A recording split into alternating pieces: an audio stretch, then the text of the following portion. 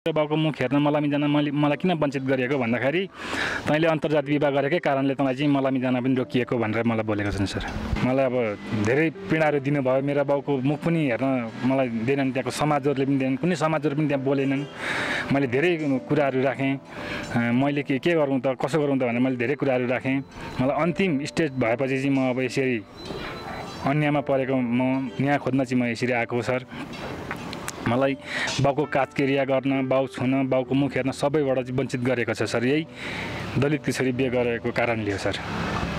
मैले अब धेरै माग गरेँ, म के गरौँ त कसो गरौँ त, म कुन तरिकाले जाउँ त, म पनि यो बाट कसरी जाउँ त भन्दाखेरि अब तैँले चाहिँ अब दलितकै छोरी बिहे गरेको छस्, तँ अब धेरै तरिकाले जा भनेर चाहिँ मलाई दाजुभाइहरूले पनि भन्नुभयो। एउटा छोराले बाउको मुख पनि हेर्न नपाउने भयो जातीय भेदभावले गर्दाखेरि। मैले अन्तर्जातीय विवाह गरेकाले गर्दाखेरि तैँले मुख पनि हेर्न पाउँदैनस्, तँ यहाँ बस्न पाउँदैनस्, बिटुलो हुन्छ भनेर चाहिँ मलाई धेरै कुराहरू गरियो सर। म हदमा हद अन्यायमा परेर सर लास्ट स्टेजमा आएर चाहिँ मैले न्याय खोज्नको लागि चाहिँ म लागेको सर। 18 वर्ष भयो मैले यसरी पीडा सधैँ आएको, तर मलाई चाहिँ अहिले चाहिँ अब माया नै हुँदो रहेछ सर सबभन्दा ठुलो कुरो होइन। अब त्यसरी नै अब माया गर्नु त कुनै अपराध होइन जस्तो लाग्छ मलाई। दोषीलाई अब हदभन्दा हद कारबाही गरेर चाहिँ अब अन्यायमा परेको मान्छेलाई न्याय पाइन्छ कि भन्ने पूर्ण आशा गर्दछु सर म।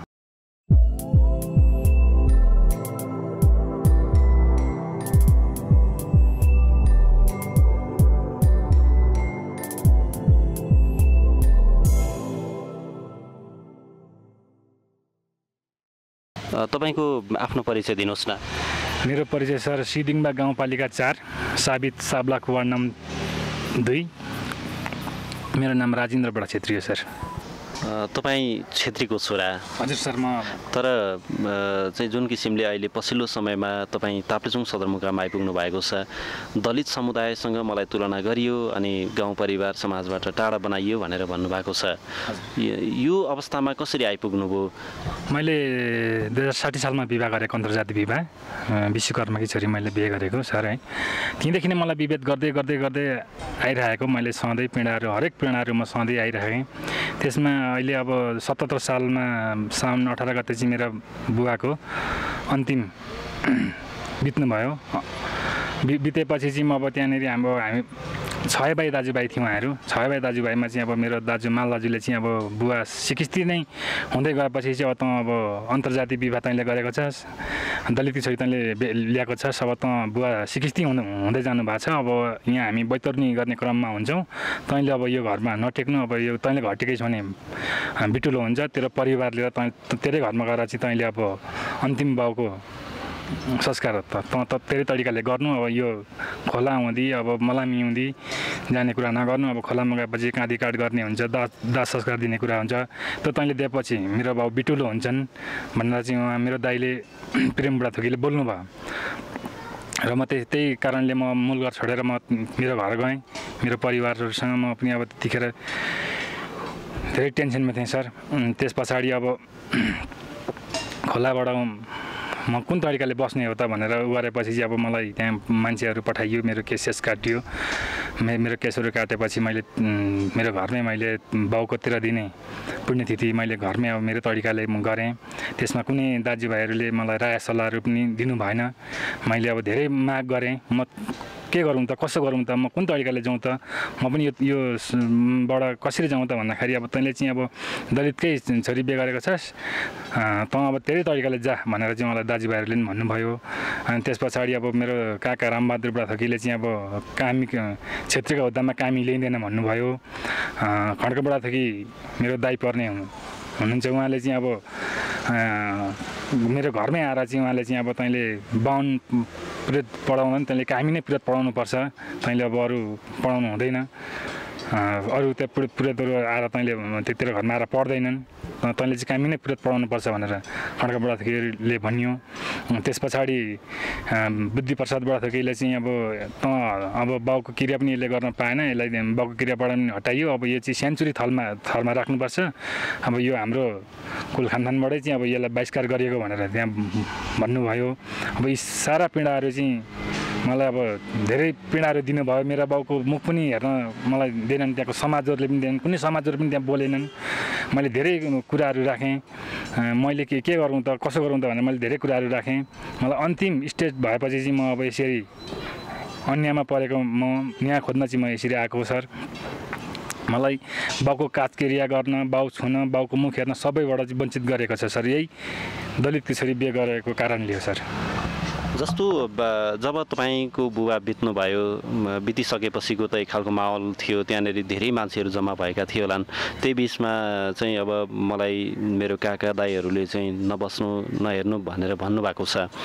त्यो बेला त्यहाँका अन्य समाजका मानिसहरूले, अन्य भेला भएका मानिसहरूले तपाईँलाई केही सल्लाह सुझाव दिएनन्, अर्थात् उहाँहरूलाई केही भन्नु भएन? होइन, उहाँहरूले केही सल्लाह सुझाव केही पनि दिएन सर। मलाई चाहिँ यति मात्रै सल्लाह सुझाव दिए, तँ तेरै तरिकाले बस, तेरै घरमा बस भनेर चाहिँ मलाई उहाँहरूले त्यति मात्रै सल्लाह सुझाव दिएको सर। मैले कुन तरिकाले बस्नु त, अब मेरो बाउको मुख पनि हेर्न दिएन। मलाई चाहिँ किन मेरो बाउको मुख हेर्न दिएन त, मलाई किन मलामी जान दिएन त, म त कामी दमाई भन्दा पनि तल किन मलाई पारेको, म त मेरो बाउको मुख हेर्न मलामी जान मलाई किन वञ्चित गरिएको भन्दाखेरि तैँले अन्तर्जात विवाह गरेकै कारणले तँलाई चाहिँ मलामी जान पनि रोकिएको भनेर मलाई बोलेको छन् सर।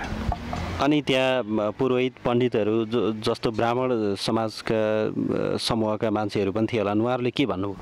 अब खोलामा चाहिँ सर ब्राह्मणहरूले चाहिँ अब छोरो मान्छे र गाईको बाछो चाहिँ छुत्नुहुँदैन, उसले पनि यहाँ बसेर खोलैमा आएर चाहिँ कपालहरू काटेर चाहिँ गर, उसले पनि फाल्टै क्रिया दाजुभाइले पकाएको खाना खाएर बस्दा हुन्छ भनेर चाहिँ कुरा निकाल्दाखेरि सर त्यो पनि उहाँहरूले चाहिँ उहाँहरूको कुरा चाहिँ सुनेनन्। ब्राह्मणहरूले हो त्यसरी चाहिँ भनेको सर खोलामा पनि। जस्तो तपाईँलाई त्यो जब तपाईँको बुवा सिकिस्त बिरामी पर्नुभयो र बिरामी पश्चात निधन भयो, त्यो बिचको अवधिमा त निकै पीडा थियो होला र निधन भइसकेपछि थप पीडा थियो होला। सबैभन्दा अलिकति तपाईँलाई पीडा भएको अनुभव कुन बेला भयो? मलाई पीडा भएको अनुभव यही बुवा को मृत्यु भएकै बेला भयो सर। किनभने एउटा छोराले बाउको मुख पनि हेर्न नपाउने भयो जातीय भेदभावले गर्दाखेरि। मैले अन्तर्जातीय विवाह गरेकाले गर्दाखेरि तैँले मुख पनि हेर्न पाउँदैनस्, तँ यहाँ बस्न पाउँदैनस्, बिटुलो हुन्छ भनेर चाहिँ मलाई धेरै कुराहरू गरियो सर। त्योभन्दा अगाडि तपाईँको बुवासँग चाहिँ तपाईँहरू बिचमा कस्तो सम्बन्ध थियो, तपाईँहरूको परिवार बिचमा?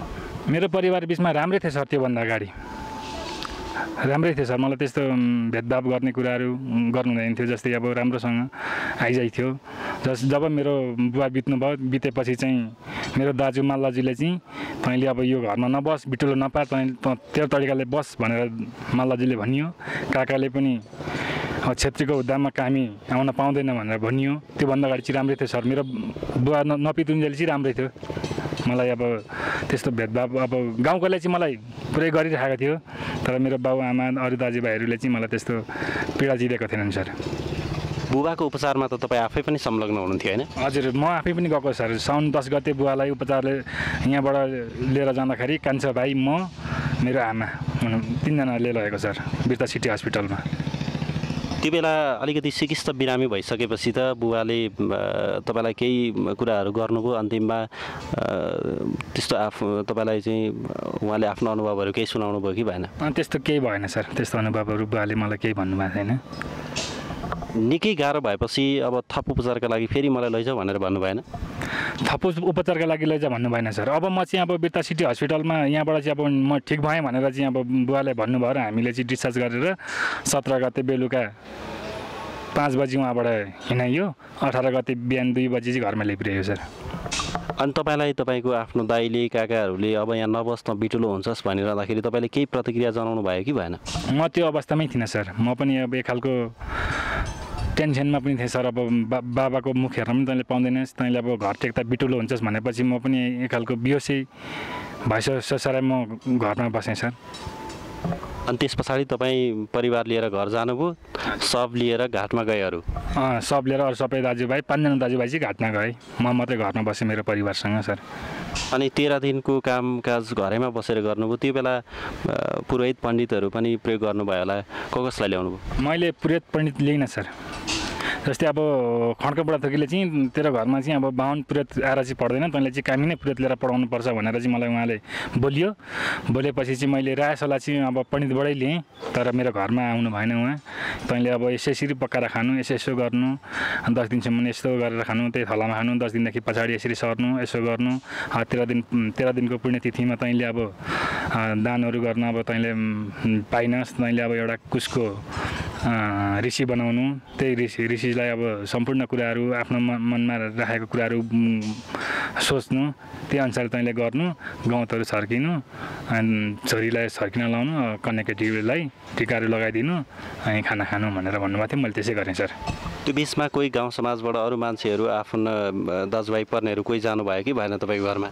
मेरो घरमा जानुभयो, तर जाँदा पनि उहाँहरूले त्यही भन्नुभयो, त त्यही तरिकाले बस्नु अरे। मैले उहाँहरूसँग अब म कसरी बस्नु त, अब यो जस्तै अब मैले पनि अब एउटा धर्म त अब मैले पनि गर्नु पऱ्यो, यो कुन तरिकाले मैले गर्नु भनेर मैले चाहिँ राय सल्लाह माग्दाखेरि चाहिँ अब खड्का बुढाथोकी मात्रै आउनुहुन्थ्यो धेरै जस्तो होइन।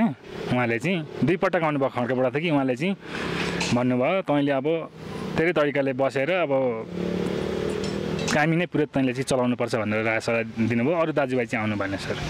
अब तपाईँले जब यहाँ आएर जाहेरी दर्ता गराउनु भयो, यो भइसकेपछि चाहिँ अब तपाईँले पीडक जसलाई पीडक भनेर भन्नुभएको छ, उहाँहरू चाहिँ हाम्रो सम्पर्कमा आइसकेपछि उहाँहरूले हामीले त्यसरी चाहिँ उहाँलाई धकेलेको छैन, अर्थात् उहाँलाई चाहिँ त्यो सब हेर्न छुन दाह संस्कार गर्नबाट हामीले वञ्चित गराएको होइन, सरासर यो चाहिँ गलत आरोप हो भनेर भन्नुहुन्छ नि। अब त्यो त अब मलाई त अब त्यहाँ घरमै बस्न दिएको छैन नि त। अब बाउ जब सिकिस्ती भएपछि चाहिँ मेरो दाजुले चाहिँ त अब यहाँ बस्दाखेरि बिटुलो हुन्छ, अब बैतरुनी गर्ने क्रममा हो, त चाहिँ अब यहाँबाट चाहिँ तुरुन्त निस्केर गइहाल भनेपछि म चाहिँ निस्केर गइहालेको सर। म त्यहाँ बसिनँ। अनि त्यस पछाडि मैले अब तल आफ्नै घरमा बसेर मैले धेरै कुराहरू माग गरेँ। मलाई कसरी निस्किने एउटा राय सल्लाह दिनु, म कुन तरिकाले जाने त भन्दाखेरि पनि अब मलाई कुनै दाजुभाइले पनि मलाई याद गरेन। अब गाउँ समाजको दाजुभाइहरूले पनि अब मलाई चाहिँ अब तँ यसरी जा, यसरी बस भनेर राय सल्लाह दिनेन् मलाई। अथवा कुनै मान्छेहरू मेरो घरमा आएनन्, बुढाथोकी परिवारहरू आउँदाखेरि पनि अब 1-2जना आए। 1-2जना आउँदाखेरि चाहिँ उहाँहरूले त्यसरी नै अब कामी नै पुरेत लगाएर पढाउनु भनेर चाहिँ त्यही तरिकाले मात्रै आएँ घरमा। अब तैँले यस्तो गर, यसरी बस भनेर चाहिँ त्यो राय सल्लाह दिन आउनु भएन। अनि त्यस पछाडि मैले अब म हद अन्यमा परेर सर लास्ट स्टेजमा आएर चाहिँ मैले न्याय खोज्नको लागि चाहिँ म लागेको सर। 18 वर्ष भयो मैले यसरी पीडा सधैँ आएको। तर मलाई चाहिँ अहिले चाहिँ आफ्नै बाउको मुख हेर्न पनि मलाई वञ्चित गराएपछि चाहिँ अब मलाई कामी अब सेन्चुरी थरमा कामी नै भएर बस्नुपर्छ यो भनेर चाहिँ मलाई भनेपछि चाहिँ अब मेरो बाउ चाहिँ को हो त, मेरो बाउ चाहिँ अब कामी हो कि छेत्री हो त मेरो बाउ भनेर चाहिँ मैले अन्यमा परेको मान्छे न्याय खोज्न आएको सर। म तपाईँको बुबा बित्नुभन्दा अगाडि जस्तो लामो समय भयो विवाह गरेको होइन, 18 वर्ष भयो, यो बिचमा चाहिँ त्योभन्दा अगाडि के कस्ता चाहिँ विभेदका व्यवहारहरू हुन्थ्यो तपाईँमाथि? होइन अब म धेरै अब त्यो विभेदकै कुराहरू हुन्थ्यो सर। अब त्यसमा अब एकअर्काले कुरा काट्ने, अब फलानाका छोराले अब कम्युनिटी बिहा गरेको छ, अब त्यो फलाना ठाउँमा अब कार्य भयो भने त्यहाँ जाँदाखेरि अब उ गर्ने यताउता भनेर चाहिँ धेरै कुराहरू विभेद हुन्थ्यो। र म जान्दैन पनि थिएँ सर। अब मेरै तरिकाले म बस्थेँ होइन।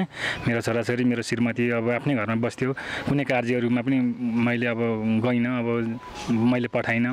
हामी आफै तरिकाले बस्दै अब आफ्नो जीवन बिताउँदै आएका थियौँ सर। 18 वर्षसम्म हामीले त्यही तरिकाले कसैलाई अब हामीले पिरमार्का दिने काम पनि गरेनौँ र कसैलाई हामीले विरोध पनि गरेनौँ। अब अहिले हुँदाहुँदै अहिले लास्टमा आएर चाहिँ मेरो बाउको मुखै हेर्न वञ्चित गराएपछि चाहिँ मैले यो के हो त कसो हो त भनेर मैले सोधीखोजी गर्दाखेरि चाहिँ अब कामी नै भएर बस्नुपर्छ भन्ने खालको कुराहरू पनि अब त्यहाँ मलाई म समक्ष गरियो। गर्दाखेरि अब मेरो बाउ को हो त, म कामी त भएँ अब, तर मेरो बाउ चाहिँ को हो त भनेर चाहिँ सर मेरो बाउको खोजीमा म अन्यमा परेर म न्याय खोज्न चाहिँ मेरो बाउको म को हो त भनेर चाहिँ म न्याय खोज्न आएको सर। कसरी सम्बन्ध गाँसियो दलित समुदायको एक महिलासँग? आजभन्दा 18 वर्ष अगाडि त गाउँघरमा निकै नै भेदभाव हुन्थ्यो, त्यो बेला कसरी सम्बन्ध गाँस्न पुग्नुभयो तपाईँ? हाम्रो अब भनौँ न प्रेम लभ म्यारिज हो। अब माया नै हुँदो रहेछ सर सबभन्दा ठुलो कुरो होइन। अब त्यसरी नै अब माया गर्नु त कुनै अपराध होइन जस्तो लाग्छ मलाई।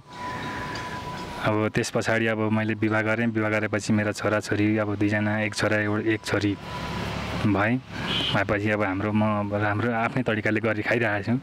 अहिलेसम्म गरी खाइरहेको थिएँ। कुनै दाजुभाइलाई मैले टच पनि गरिनँ। कुनै दाजुभाइको कार्यौँदी गरेर मैले अब यस्तो उस्तो पनि भनिनँ। म यस्तो उस्तो पनि भनिनँ। म मेरै तरिकाले बसिरहेको थिएँ। तर हुँदाहुँदै अब अहिले आएर चाहिँ मेरै जात फेरिदिनका लागि दाजुभाइहरू अगाडि बढे। अनि बढ्दाखेरि चाहिँ अब म अब कामी भयो भने त मेरो बाउ को हो त भनेर चाहिँ मेरो बाउको नाम मलाई पनि चाहियो। अनि त्यही कारणले म अहिले यहाँसम्म न्यायालयसम्म आएको सर। कहिलेकाहीँ अब यस्तो विभेदमा पर्दाखेरि तपाईँको छोराछोरीले उनीहरू पनि एक किसिम समाजमा अपहेलित भएको कुराहरू, त्यस्तो अनुभवहरू, त्यस्तो व्यवहारहरू भएको भए सुनाउँदैन? अनि अब मलाई भएको पीडा त मेरो छोराछोरीले पनि हो होइन सर। अब हाम्रो एक आपसमा कुरा हुन्छ। अब जस्तै अब नानीहरू अब फलानाको ठाउँमा बे हुँदैछ, अब कार्य हुँदैछ, त्यहाँ नजानु, हाम्रै घरमा बसिरहनु भनेर हामीले कुरा गर्दाखेरि मेरो छोराछोरीले पनि नाइ नभन्ने बस्ने। अब अहिले आएर त सबै छोराछोरी पनि सबै बुझ्ने भएको छन्। बुझ्ने हुँदाखेरि त अब छोराले पनि अब यो के हो त बाबा, तपाईँको बाउ चाहिँ को हो त? अब तपाईँ त कामी हुनुभयो त, अब हामी कामी भइयो, तर तपाईँको बाउ चाहिँ को हो त? छेत्री हो कि कामी हो भनेर चाहिँ छोराले पनि मसँग प्रश्न गरेको छ यसमा। हजुर सर। अब के भन्नुहुन्छ अन्तिममा? तपाईँ जाहेरी दिनुभएको छ होइन, पीडित हुनुहुन्छ, पीडक पक्षलाई कस्तो कारबाही होस् भन्ने चाहनुहुन्छ, या उहाँहरूले चाहिँ अब यसलाई चाहिँ अदालती मुद्दामा नजाउँ, गाउँघरमै मिलाउँ बसौँ भन्ने तर्फ केन्द्रित हुनुभयो भने त्यो विषयमा के भन्नुहुन्छ? यो अब मलाई हदभन्दा हद पीडा दिएर चाहिँ 18 वर्षसम्म मैले भोग्दै आएको छु सर। त्यस पछाडि अब अहिले आएर बाउको मुख हेर्नै वञ्चित गर्ने, बाउको काजक्रियाबाटै मलाई वञ्चित गराइयो। हुँदाहुँदै मेरो थरे अब फेरिने भयो। सेन्चुरीमा बस्नुपर्छ थियो, त्यसले अब छेत्री हुन पाउँदैन भनेर चाहिँ उहाँहरूले भनेपछि चाहिँ अब उहाँहरू दोषीलाई अब हदभन्दा हद कारबाही गरेर चाहिँ अब अन्याय परेको मान्छेलाई न्याय पाइन्छ कि भन्ने पूर्ण आशा गर्दछु सर म।